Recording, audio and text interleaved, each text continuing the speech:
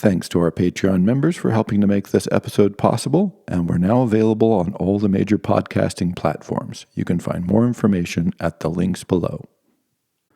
Good evening, ladies and gentlemen, and welcome to Late Capitalism, a survival guide. Now, we've gone over sort of how invasive or pervasive, ubiquitous, the late capitalist influence has become, with financialization being inserted into every aspect of our lives, whether we're aware of it or not. And we encounter it, it impacts us all the time. And then, so that was the first part of financialization. Then we looked at what the logic of financialization is and how that logic it's very counterintuitive for most people. And so this disrupts or disturbs or disorients our sense of the world. And this is not an accident, as mentioned. This is a normal part of the process. But even if it were for the good, like this was the best thing that ever happened, it would still have this impact on us, that the way it functions is actually disorienting to us. And so I want to spend the next couple of episodes talking about how it impacts us as individuals, and then spend a couple episodes talking about how it impacts bigger systems like governments. And the combination of these two things, of how governments are impacted and how individuals are impacted and how it disorients ourselves and our understanding of the world and how understanding of ourselves is quite dramatic. And there's several elements of this. I mentioned some of these in the first lecture, but I want to go over that again and start looking at the social impact. And one of the big ones is it disrupts or functionally eliminates our sense of history. And why that is important and what that means is the subject of this lecture. And I actually did a series on American history and American cultural history and evolution, where I pointed out that America really doesn't have history, and it's not a mistake.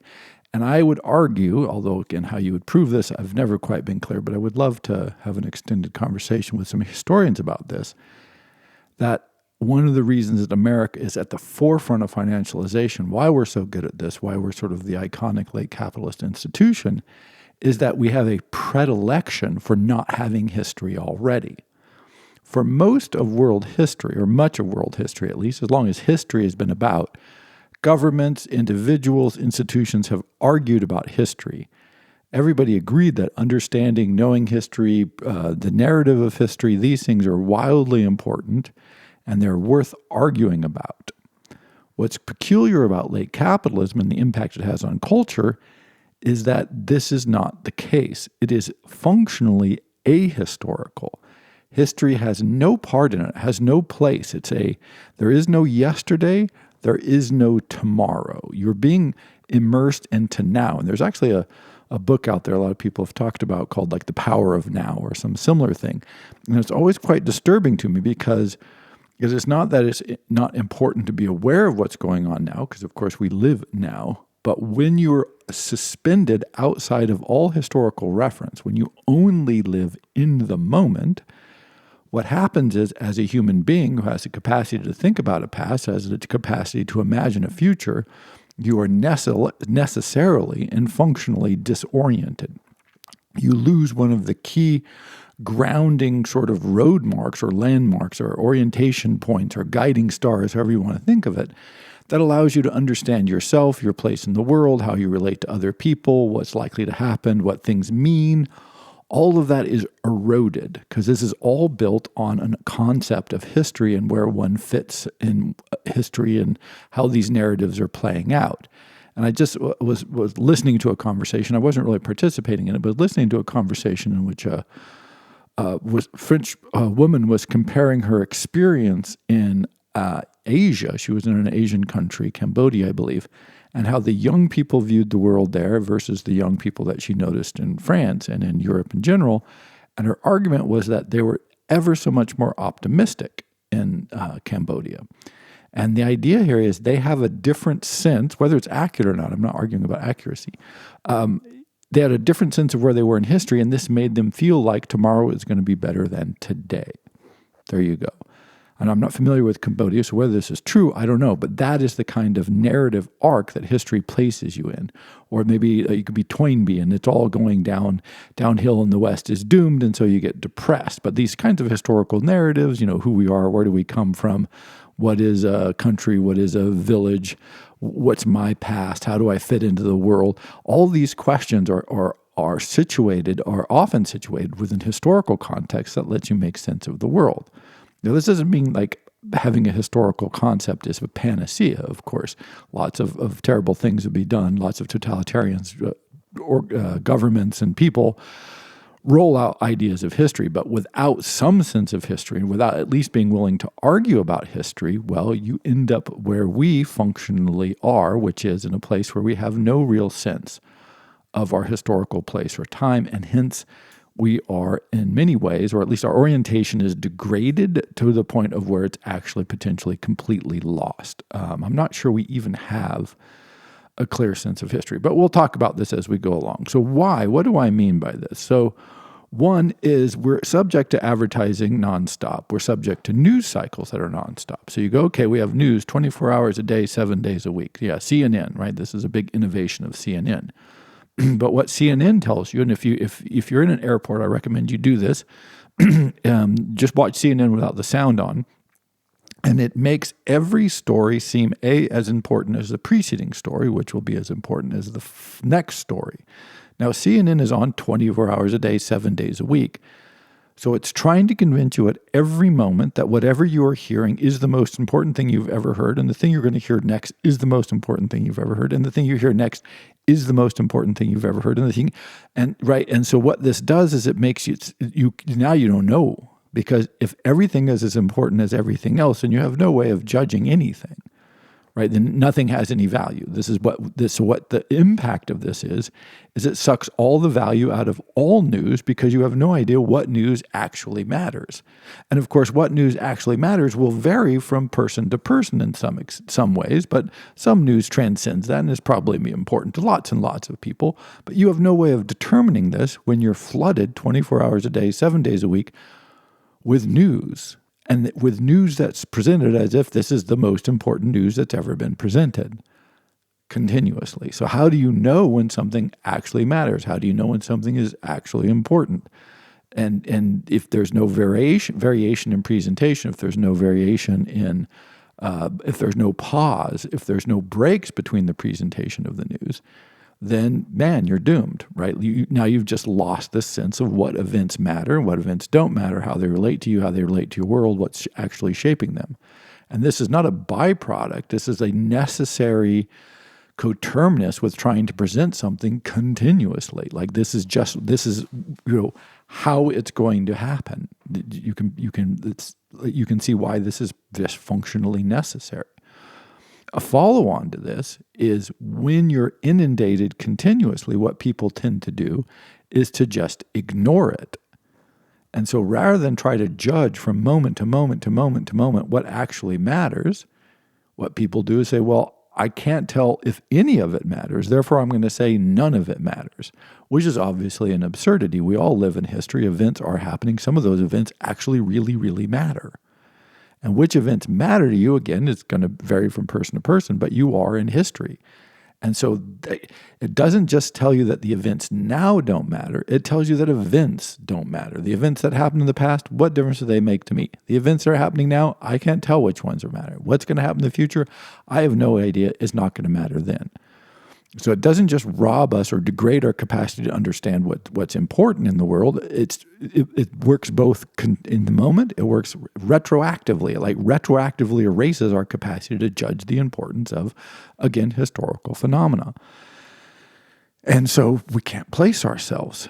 Another example or another aspect of this besides the 24/7 news cycle, or my favorite example of this is that they report the stock market every day. Every day they report the stock market, which is one of the most absurd things that's ever been done because, anyway, I don't want to go into too much detail. It's just always hilarious to me because most people, this is actually meaningless to them because most people don't directly control stock investment. Now, some people do, and it's like, great, get your stock news.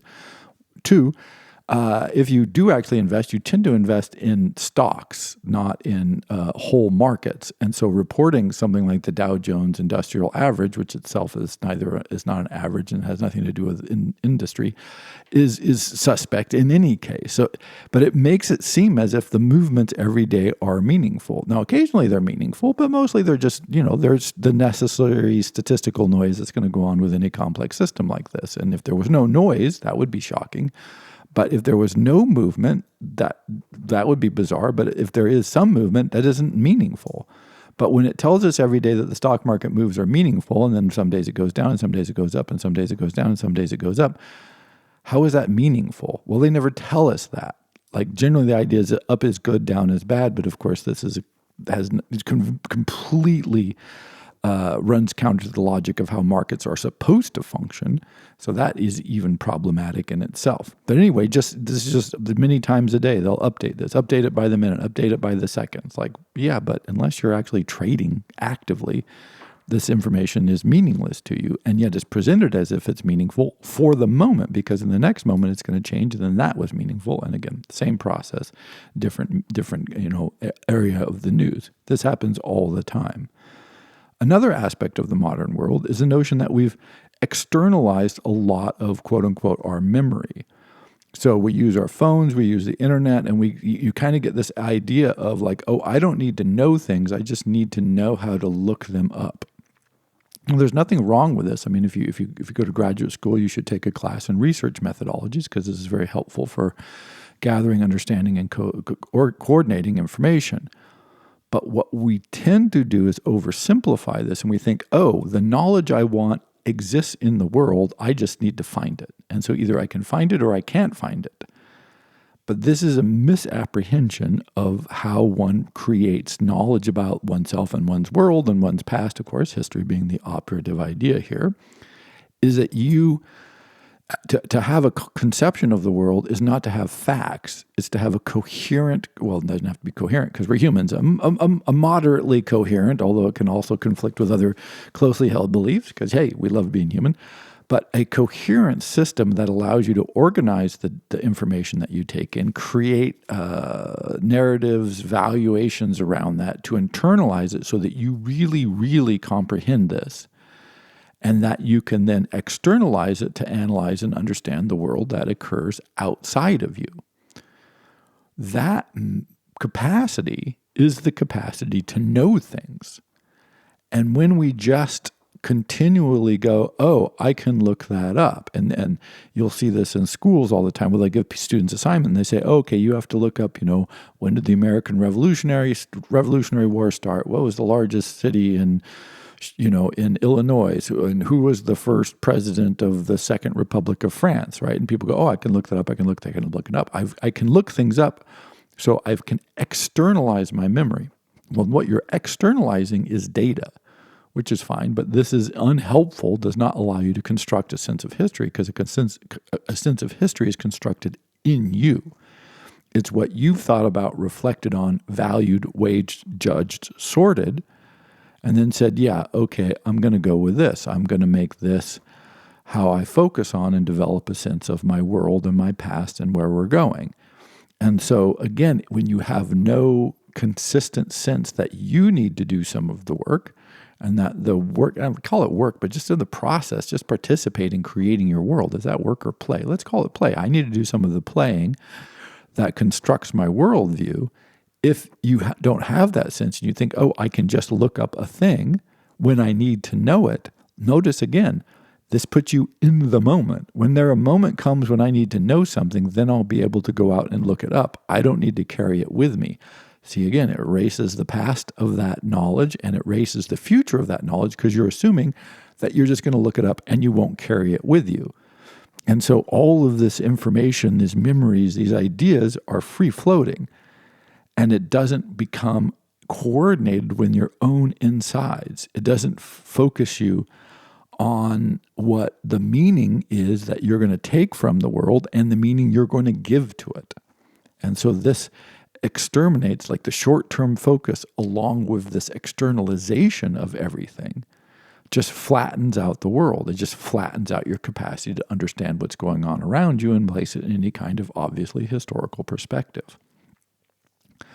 And this is then reflected in and reinforced by our general society, which has a much less focus on reading and writing. Like, these are not huge foci of the modern education system, because it just doesn't seem that important. The notion that there's no other way for people to organize their thinking doesn't seem to bother anybody. Like reading, reflecting, and writing out what you've thought and reflected on is how one creates a sense of order and self and meaning in the universe, right? You can do it orally through conversations and discussions and all of this, but it turns out that for several hundred years, if not about several thousand, educated people have thought that the best way to do this is with reading, writing, and reflection. And now that we do none of the above, we have selected in the multiple choice test of life that we're going to do none of the above, no reflection, because, by the way, you can't do reflection in the moment. That's the interesting thing. One of the problems about living in the moment is it prohibits it, it precludes reflection. Because reflection is, I'm in the moment, I'm going to look in the past. I'm going to try to live now in the past or in relation to the past. And so many times when people talk about living in the moment, they mean, yeah, not in the past, not in the future, just now. And it's like, well, okay, but I do want to think about the past. I do want to think about what has happened and what it means and what might happen in these kinds of questions. And once you've left that world, once you no longer have that as a consistent sense of how one orders one's place, well, history just becomes impossible. Like you can't do history without doing those things. It's just, it's impossible. And so to the degree that reading and writing and the mindsets associated with reading and writing are reduced and eroded, is the degree to which, of course, your historical capacity is reduced and eroded. And so what happens with this, for instance, is several things. So when you focus too much on the now, you tend to think that history was irrelevant. This is one of these things. This is why it's ahistorical. It's not that it didn't happen and things don't exist in the past, but they become irrelevant and meaningless. And of course, this completely distorts your sense of the present, which we'll get to in a moment. Last feature of this, or there's more, but the last one for our purposes, I would say today, is individualism. So the hyper-focus of financialization is on the individual for reasons that I think should be fairly clear, but we're going to talk more about this coming up in a later episode. But the need to disassociate people from communal settings and from people around them so that they become maximally available for financialization is really central to this whole project. It's like, when did our children start leaving us? And we'll talk about this in the future. But I think people can see these patterns and individualism, like, yay, like this is super important. This is super valuable. Sort of. I mean, it's certainly valued in our society because this is one of the things that financialization requires, is for people to break these sorts of bonds. It's one of the reasons that I think if you look at libertarianism, as much as I struggle with this and don't think it's actually a very viable philosophy or even a serious philosophy, it's not wrong, it's just not serious. But I do think it really captures the sense of the late capitalist world, because it says, no, you are an isolated monad and you should think about the universe that way. Again, this is completely ahistorical, but that's exactly what's so great about it is completely ahistorical, right? It captures so well the sense of the world that is being constructed in the late capitalist environment that we find ourselves in.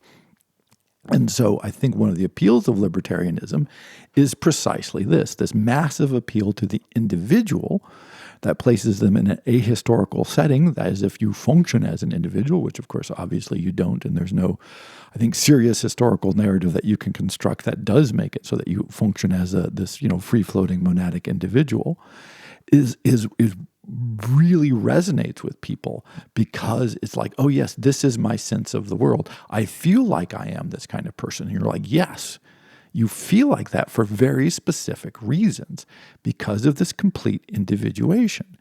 And you can see, again, you can see this everywhere. So for instance, some of the favorite examples that I've always thought of over time is, one is school. School could be half graded on the success of your class, half on your personal performance, half on your class performance. And everybody goes, oh my God, that's so unfair. But what if you do all the work and somebody else is all of this kind of stuff? Yeah, look at every team sport in the history of the world. Like, People don't say, "Oh, this is so unfair. They're such a great player and the team is terrible. They shouldn't be on that team." I mean, people actually do say that, but it doesn't matter. Like the person still loses the game. Even if they play great, they still lose the game. And so people are like, "Oh, but you want the individual to be liberated from any restructure of the team." But it's like, okay, well, then you can't do team things. You can't do group projects. You can't have these kinds of evaluations. But notice, I'm not even saying it's a bad thing. I'm just saying notice how much it would change the environment in which you functioned if part of what you were doing was trying to help everybody else and everybody else was trying to help you. And I always say the only reason I made it through graduate school was because it was a group project and I was grouped with very smart people, Donia, Young Sing, and Elizabeth, and they helped a lot. Right? Without them, I don't make it. This is pretty clear. Let's be clear here. It was a group project, at least for me. I don't know if I helped them, but they certainly helped me. And so that notion that we're all in this together and that at least to some extent we might be evaluated that way is not very popular, as it were. People talk about, the misdistribution of rewards in companies, like, executives get all these things, stockholders get all this. I mean, it is possible, and there are, businesses that do this, but you could just have a generalized sense of like, oh yeah, well, all the profits are shared, give or take, equally between all the people who participate in it, or everybody gets stock options, or that notion of going, oh, we'll just reward everybody because we're all in this group together and it's a group project and yay. It's like, no, we hate that idea, right? Like, no, you are an isolated individual. But as an isolated individual, you lose your awareness of history because when you define yourself as an individual, as that's your most important aspect of your life, where you end up is saying history, which I didn't do, obviously, I didn't make history. I did not lead Napoleon's armies. Now, so it has nothing to do with me. In fact, all it is it's a barrier to me. It's a break on me. It's a bond. I need to break these bonds of the past. I need to liberate myself from all those old structures, all those old systems, all those old ways of being and living and thinking that are shaping my life because those aren't me. I only came into existence a few years ago, historically speaking. And so anything that happened before that still impacts me is actually against me. History is working against the individual because it works, one, on a group scale, and two, it is out of my control. And so I hate those. I hate both of those.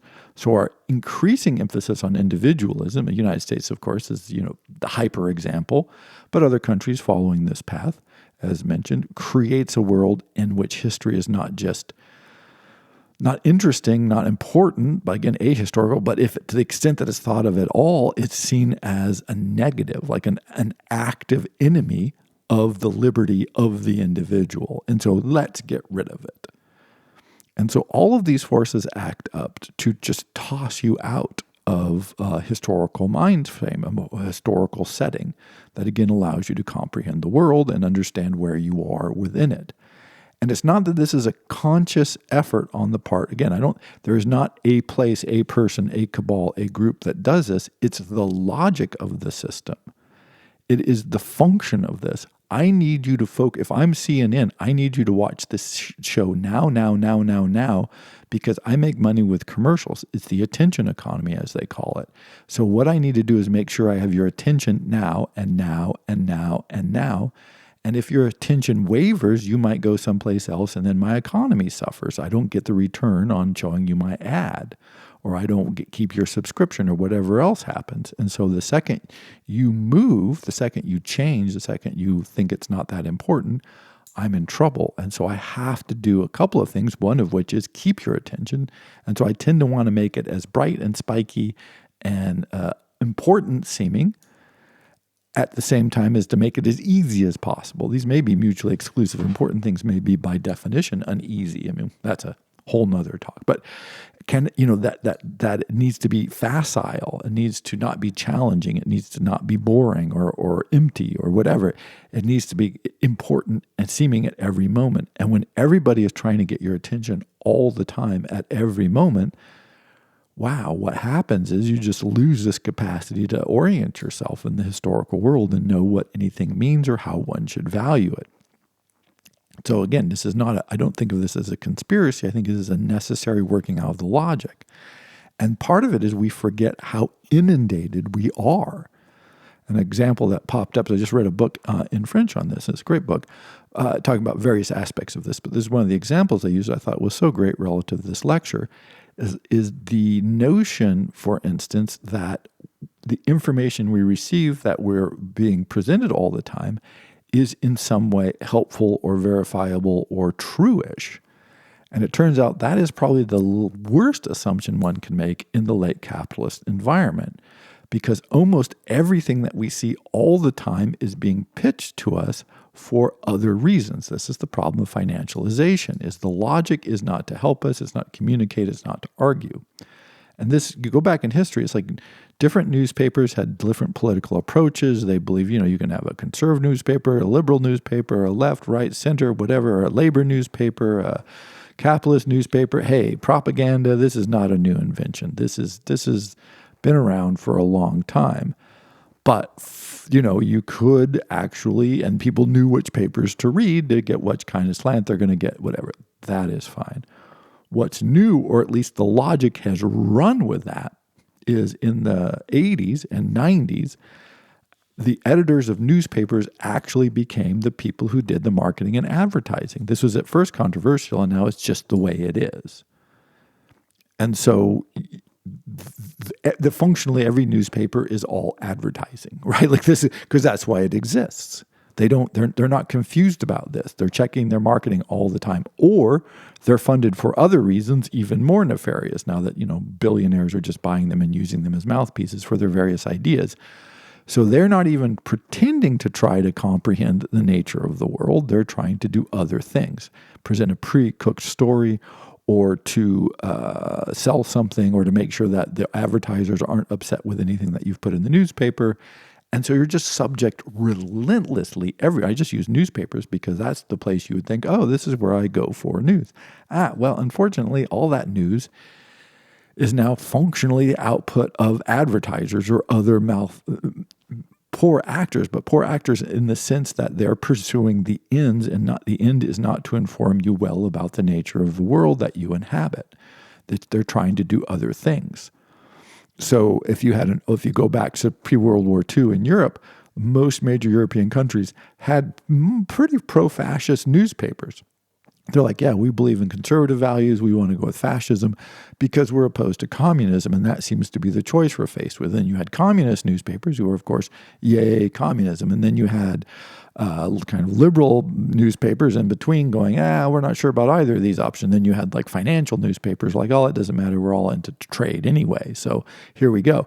And in all of those had that perspective, but they would all, for instance, report on similar events and try to explain them and talk about them and frame it this way. Again, plenty of propaganda, all that.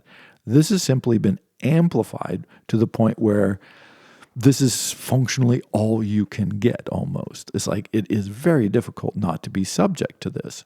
And again, it's not just bias, it is continuous, careful crafting of messages for other purposes. And again, back to the French book I was talking about, one of the examples they use is the whole Steve Jobs narrative. And he's the great innovator and the genius and, Apple and all of this. And it turns out that most of what you know about the narrative of Apple and Steve Jobs is simply the construction of a PR machine.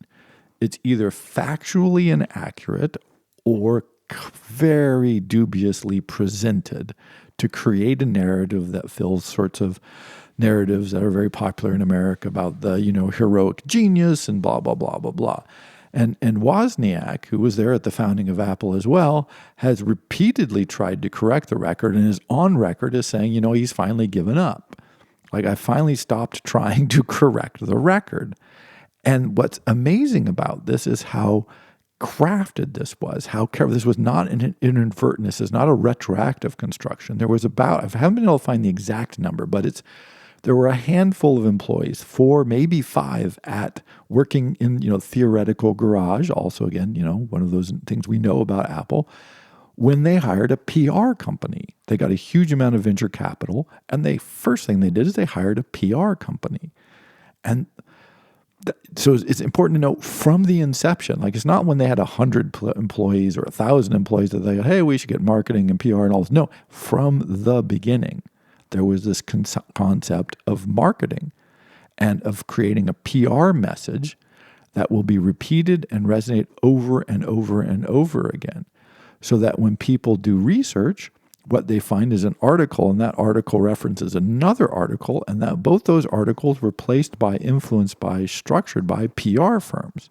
And then those articles go back. So even when people do quote unquote historical research, what they're digging through is a whole pile of PR press releases that were carefully crafted and carefully planted in carefully controlled environments for careful reporting, so that what looks like a magazine article is in fact simply a repetition of things that have come before.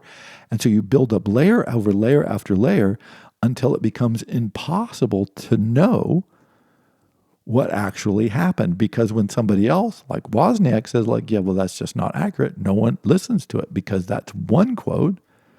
And the story that he's saying is not accurate is 100 or 1,000 times repeated. Which one is going to carry the weight?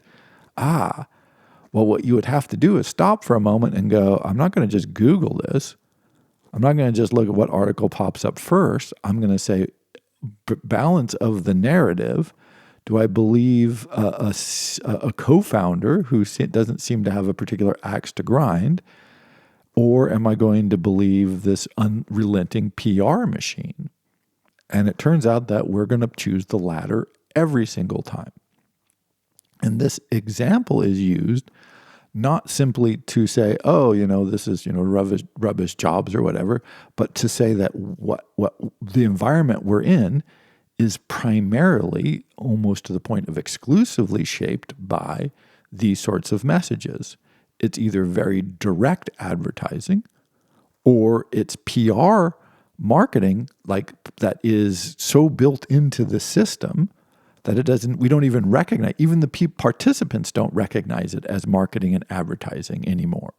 So for instance, if you're a reporter and you want to interview Steve Jobs, absolutely, they want you to interview Steve Jobs, but they don't want just anybody to interview Steve Jobs. They want someone who's reputable, who's reliable, who's got some reach, has got a major press, is going to be able to interview Steve Jobs. And so what that means is they select for the interviewing those people who are likely to do a nice story and tell the kinds of things that they want told about that market. And of course, if you're the kind of person who gets to interview Steve Jobs, well, then you get a big article that's going to go out and lots of people are going to see it. So now your reputation goes up even more. And so you're like, oh, you're the kind of guy that gets to do stories on Jobs or gets to do biography on Jobs or gets to, and all of a sudden it's like, oh, this kind of becomes a self-fulfilling prophecy. If you're the kind of person who gives the kind of articles that people like to read and that resonate with the people who are giving the interviews, then you get more interviews. If not, then we don't do that anymore. Then you don't get it. You say, oh, I'd like to do a follow-up interview. And they're like, yeah, well, you rubbished our guy. You rubbished our company. You did something. Yeah, so no access for you. But if you play nice, then we give you access.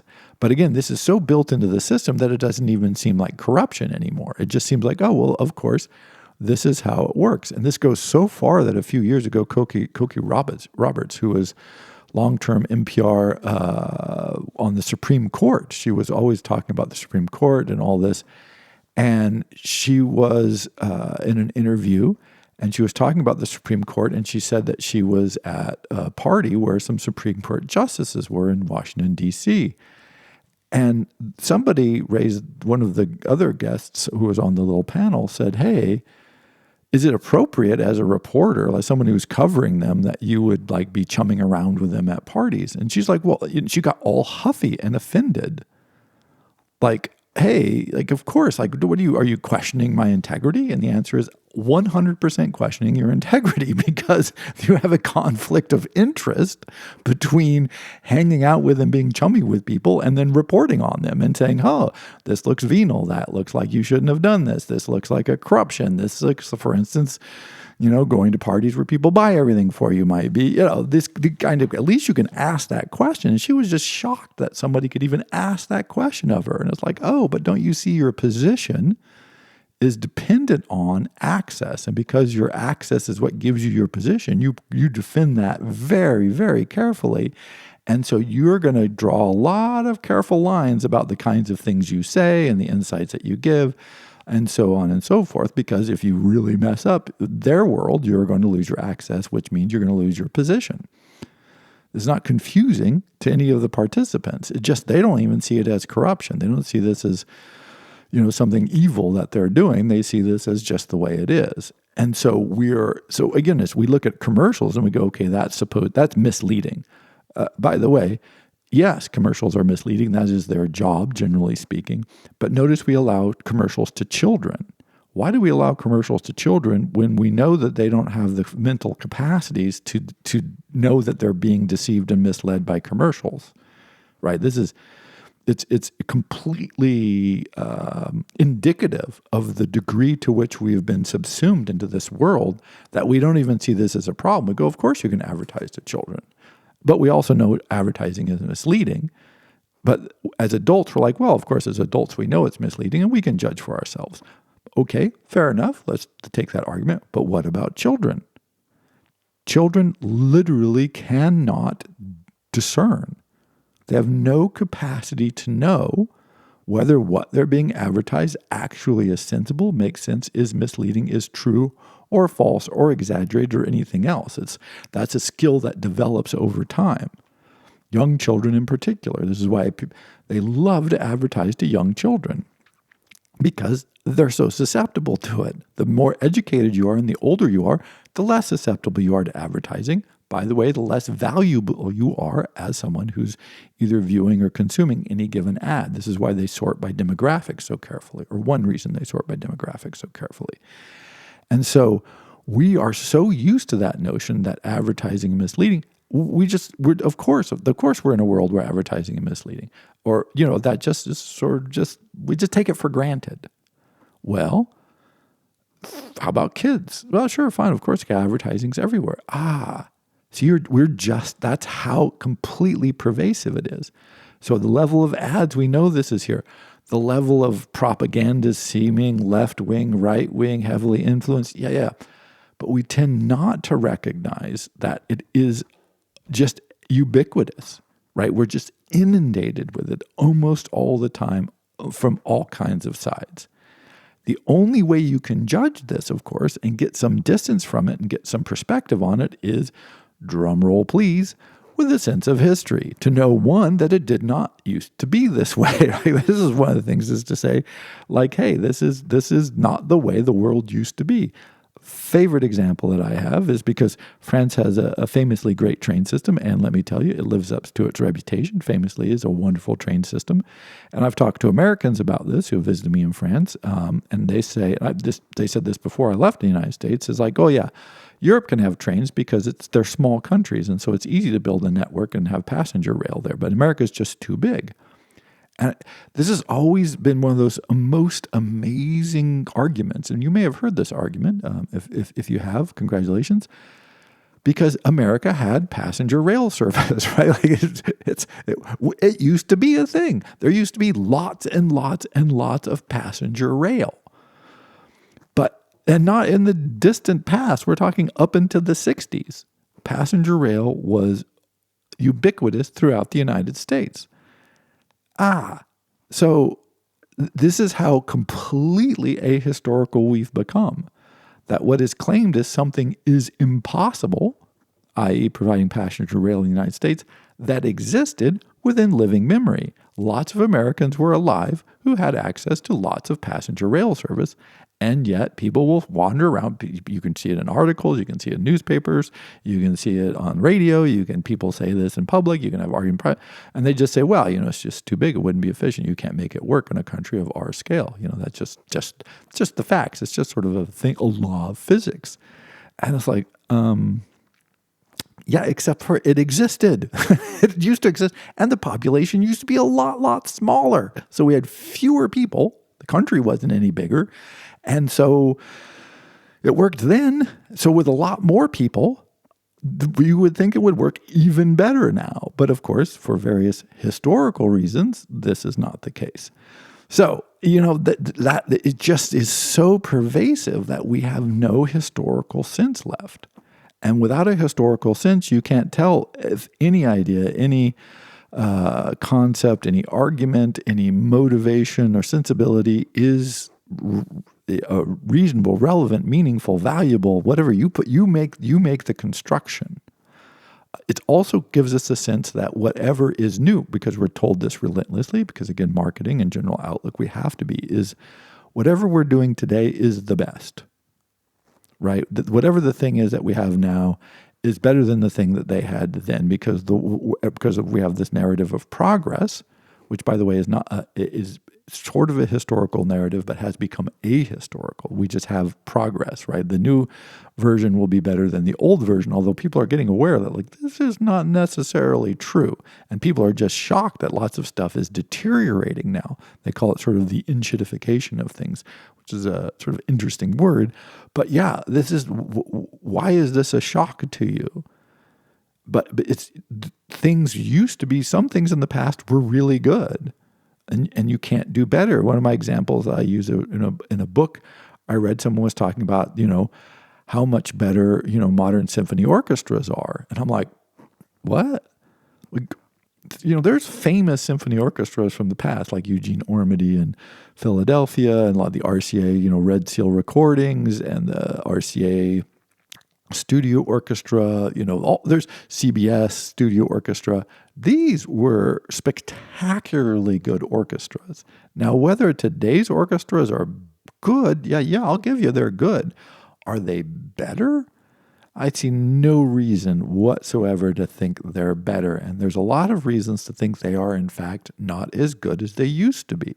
One of the big reasons is they used to have a lot more time to rehearse.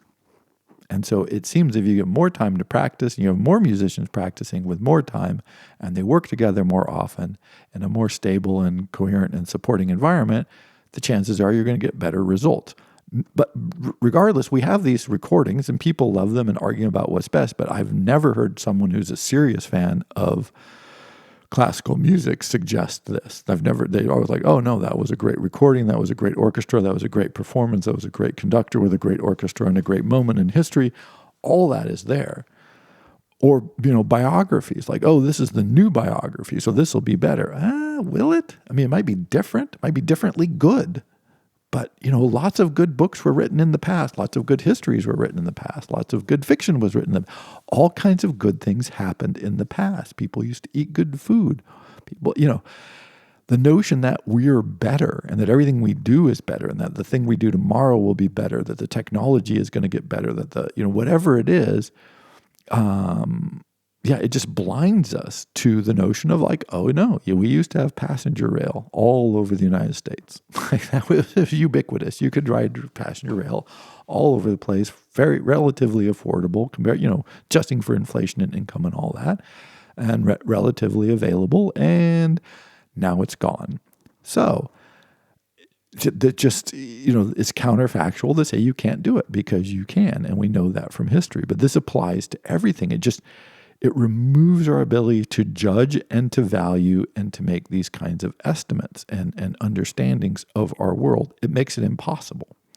Because if you have no references, then what do you look at? Well, you look at whatever's in front of you now, and whatever's in front of you now tells you that now is the most important moment that ever was, and that you should either buy something or listen to something or watch something or play something or do something that is motivated not by your best interests or your values or your hopes and dreams, but by this outside forces that have permeated so many aspects of our society. This, by the way, does not mean that people aren't interested in history, because it turns out that people really, really like history. Historical novels are some of the best-selling novels. History books are still widely read. People make documentaries about history that people like. All that still goes on. But the general cultural impulse always wants to treat that as sort of an anomaly, or that's academic, or something. Go back 100 years, this was universally considered one of the most important things people could understand. Go back 200 years, go back 300 years, go back 400 years. You'll see this consistent obsession with, interest in, attempts to understand history as a method of placing oneself and one's world in a meaningful context that allowed you to understand, reflect, act, and be and exist in a way that made you feel grounded and hopeful and belonging and giving you the kinds of social needs that you wanted to have filled. And when you extract that systematically, people feel just what you see people reporting they feel. They feel as if the world is flat. They feel like they're disassociated. They feel like the world is not real. They feel the increasing unrealness of the world. This is kind of the whole appeal of, we live in a simulation. Sure, you feel as if you live in a simulation in part because it doesn't seem to exist in the past and it doesn't seem to exist in the future. It feels like this artificial construction. And if you make it this way, it is in fact an artificial construction because it's been completely extracted from the forces of the past. Now, this is not to say that history is a known fixed thing. History is continually created because it's the remembered past. And things that didn't seem as important in the past may suddenly seem really important to us now. And things that seemed really important to people in the past, today we're like, we don't care about that anymore. So you're consistently rewriting, rediscovering, reprocessing, and pondering history and trying to figure out what it means. But that process is not an end, it's a process. You don't finish history. You live this process of trying to comprehend, understand, reflect, and learn. And this is what's being taken away. It's an entire activity outlook mindset that creates this ability. And so Orwell, who was incredibly sensitive to these kinds of forces, said one of the amazing things in 1984, but he talks about this in other places, is in 1984, they kept changing who was their friend and who was their enemy, and who was their friend and who was their enemy. And this didn't seem to bother people because nobody would remember the next day that, Oceania had been the enemy last week, and this week it's the other ones, right? Like we're just switching back and forth, and this doesn't bother anybody. Right? No one is upset or overwhelmed or because you don't have that capacity to remember wait a second, those people, weren't those our enemies? Aren't we against? Oh, no, I guess we're for them now. Okay. Oh, we're for them now? Okay. Oh, no, now we're against them again. Oh, okay. Without any historical context or historical perspective, it's hard to remember or to know or to understand what is going on in the world. And so, of course, it feels very flat. Of course, it feels very much like a simulation and unreal because it's kind of ungrounded. It's free-floating. It has no depth. The depth that you could give it is time, understanding, and, again, the historical process. And this is exactly what people do not, under any circumstances, want us to grasp. This is what the whole system is working to undermine, because if you stop and do that, then you go, oh, you know what? What's on CNN from moment to moment to moment to moment is actually meaningless. I don't need to watch this at all. This isn't telling me anything. What I want to know is X, whatever it is, fill in your own blank. And if CNN does a story on that, maybe I'll watch it. But if it doesn't do a story on that, I'm probably not interested. But if something really big happens that is actually a story, you can be pretty sure you'll know about it anyway. And so this is one of the experiments that I like to give to people. And so again, I'm always going to suggest experiments as a survival guide. One of the experiments, or two, there'll be two here for this particular episode. One is just watch no news, read no news, listen to no news, whatever you can do, try to avoid all news for a week. I was a week long because I used to teach. And so, you give assignments over a week. So I just stick with that. That's probably a habit. But you just give it a try. If you pay any attention to the news at all, just don't. Try to actively avoid it. And then whatever your news sources were, whatever you paid attention to in a week, go back and take a look at it again. It's always hilarious and a little bit you're oh my gosh. So, but anyway, I won't say what happens, but you may have different results, different variations here for you. But also reflect on how this affects your sense of the world when you're detached from all of that external noise and narratives and channels. So that's one aspect of this. Another aspect of it is to ponder for yourself, what from the past have we lost that you think it would be really, really great if it still existed today? And what would be the barriers to that? And I would love to hear what people come up with, because I've widest, craziest arrangement of these kinds of things. So one, you can't use the rail travel one, or maybe you could. I guess that's okay. But for instance, you could say, I would love for there to be rail travel in the U.S. again. Like, that would be the greatest thing. And then you could ponder like, why can't we have that back again? It used to exist. And it turns out once you start doing a little historical mining like this in your own mind, in your own experience, your own desires, your own interests, it doesn't take long for people to go, like, there's a lot from the past. All of a sudden you start having this sense of like, wait a second, what's going on here? Like, anyway, it tends to have a change. It does a couple of things. One is it tends to change your relationship to the past, it changes your relationship to the future, but it also starts creating this narrative, because now like, where did it go? Why did it go wrong? Why isn't it here today? What would it block it today? This gives me a better sense of the past. It gives me a better sense of the present. It gives me a better arc of what's been happening and the forces at play, et cetera, et cetera. And so that sort of simple question, when meditated upon, with a little time reflecting on this, I think in my experience has created a much deeper sense, and a much, like, all of a sudden you're like, history, because I'm interested in this aspect, and this is the thing that I think would be cool and great to have, makes me go, I think this would be a very interesting and valuable thing to have going on in my life.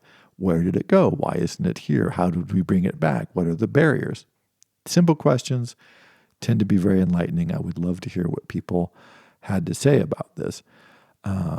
So I would also like to thank the people who have been commenting about their experiments with cash and trying to live with cash. This has been hilarious and entertaining. I've enjoyed this. One of my favorite ones is somebody was trying to do everything just with change, not even with cash. They tried to do it just with change.